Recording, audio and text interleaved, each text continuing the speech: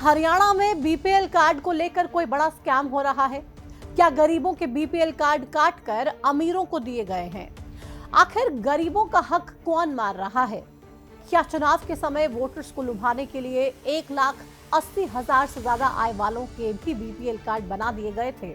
अगर ऐसा है तो फिर ये पूरा स्कैम किसके कहने पर हुआ और किसने किया?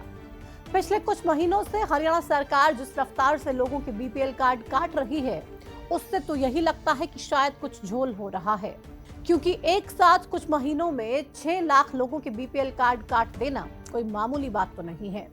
वैसे तो सरकार को बरसों लग जाते हैं महज कुछ हजार परिवारों का डेटा निकालने में, लेकिन पिछले 3 महीने में सरकार ने 6 लाख परिवारों का डेटा निकाल भी लिया और उन्हें गरीबी रेखा से बाहर कर उनके बीपीएल कार्ड काट दिए गए।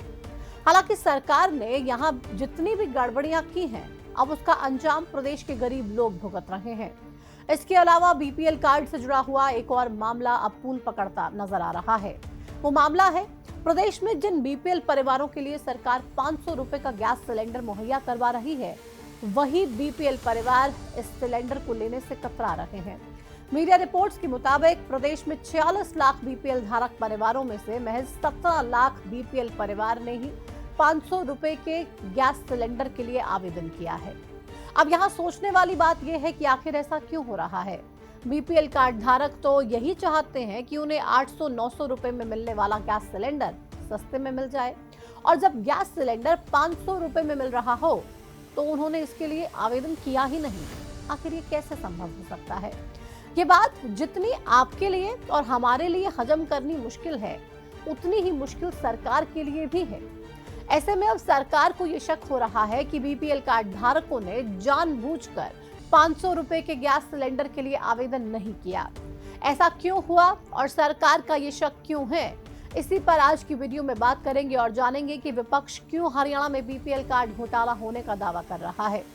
हरियाणा की अभी जनसंख्या करीब 3 करोड़ है और आपको जानकर हैरानी होगी कि इस 3 करोड़ जनसंख्या में से 1,89,00,000 लोग गरीब हैं। यहाँ गरीब से मतलब उन लोगों से है जिनके पास गरीबी का कार्ड यानी कि बीपीएल कार्ड है। कुछ महीने पहले तक ये संख्या 1,98,00,000 यानी कि करीब 2 करोड़ थी, लेकिन पिछले 3 महीने में सरकार ने इतने बीपीएल कार्ड काट दिए कि अब गरीबों की संख्या कम हो गई है। सरकार ने बीपीएल कार्ड काटने के पीछे तर्क दिया कि ये लोग अब गरीबी रेखा से बाहर आ चुके हैं, मतलब कुछ हद तक अमीर हो गए हैं। अब यहाँ से एक बड़ा खेल शुरू होता है, उसे जरा गौर से समझिएगा।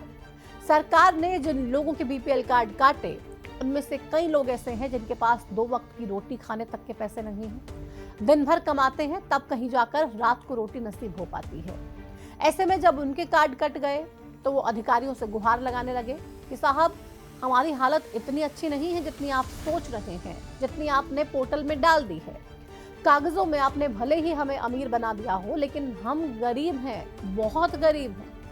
अब यही लोग सरकारी दफ्तरों और अधिकारियों के लगातार चक्कर काट रहे हैं, लेकिन जिन लोगों के बीपीएल कार्ड नहीं कटे, उनकी गरीबी का आलम यह है कि उन्हें 500 रुपए में मिलने वाला गैस सिलेंडर भी सरकार से नहीं लेना है, बल्कि वो लोग खुद के पैसे से 800-900 रुपए में जाके सिलेंडर खरीदेंगे। अब आप सोचिए कि अमीर कौन हुआ और गरीब कौन? क्या वो आदमी जो बीपीएल कार्ड कट जाने पर 2 वक्त की रोटी की चिंता कर रहा है, वो गरीब है, या फिर वो जो सरकार से 500 रुपए का सिलेंडर लेने में इसलिए कतरा रहा है क्योंकि उसके पास 800-900 रुपए का सिलेंडर खरीदने के पैसे हैं? आज तक आपने विपक्ष के बयानों में अक्सर ये सुना होगा कि गरीब और ज्यादा गरीब होता जा रहा है और अमीर जो है वो और ज्यादा अमीर बन रहा है।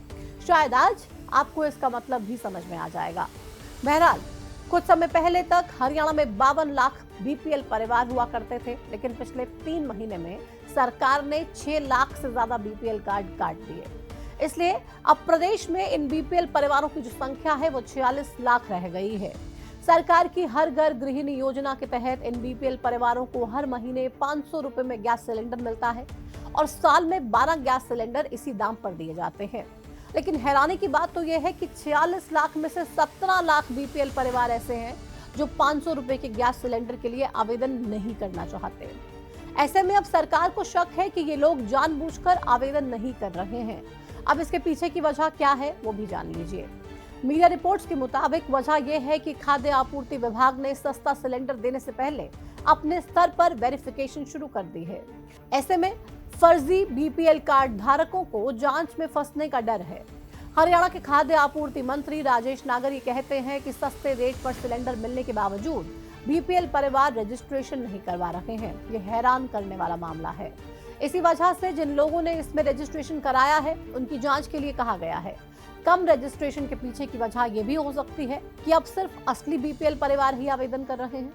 अगर एक बार के लिए सरकार के इस फैक्ट को मान भी लिया जाए तो सवाल ये उठता है कि क्या प्रदेश में अभी भी 17 लाख बीपीएल कार्ड धारक फर्जी हैं? क्या सरकार इन 17 लाख लोगों के बीपीएल कार्ड भी जल्द काटने वाली है? तो क्या प्रदेश में महज 29 लाख परिवार ही बीपीएल कार्ड के असली हकदार होंगे? अगर ऐसा है तो सरकार की कार्यप्रणाली फिर से सवालों के घेरे में आ सकती है, क्योंकि पिछले 2-3 साल में बीजेपी सरकार ने लगभग 2 गुने बीपीएल कार्ड बनाए हैं।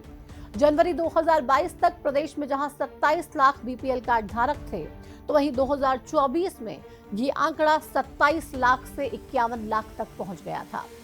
3 महीने पहले तक इनकी संख्या 52 लाख हो गई थी।